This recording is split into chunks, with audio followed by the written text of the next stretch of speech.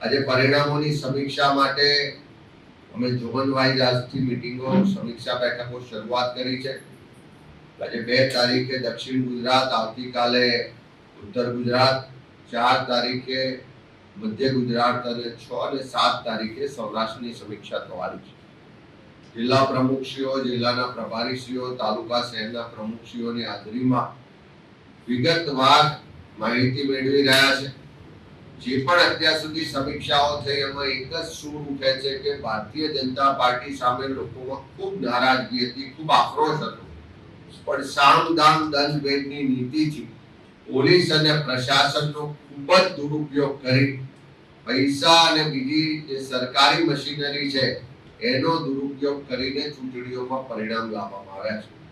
સુરત સહિત અનેક જગ્યાએ જે રજૂઆતો પુરાવા મળ્યા કે ભારતીય જનતા પાર્ટીના ઉમેદવારો ચૂંટણી લડતા હતા એના કરતા પોલીસ અને પ્રશાસનના અધિકારીઓ જાણે ભાજપના કાર્યકરો હોય એ રીતે ચૂંટણી લડ્યા છે એવી વિગતો અને પુરાવા સહિત રજૂઆતો પણ મળી છે।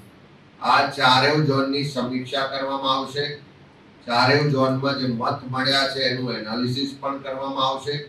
જ્યાં પણ સંગઠનમાં ત્રુટિઓ રહી ગઈ, સંગઠનમાં જવાબદાર લોકોએ કામ નહીં કર્યું હોય, કોઈ એન્ટી પાર્ટી એક્ટિવિટીમાં ભાગ લીધો છે, એવા તમામ લોકો સામે આ સમીક્ષા બેઠક બાદ પગલાં પણ લેવામાં આવશે।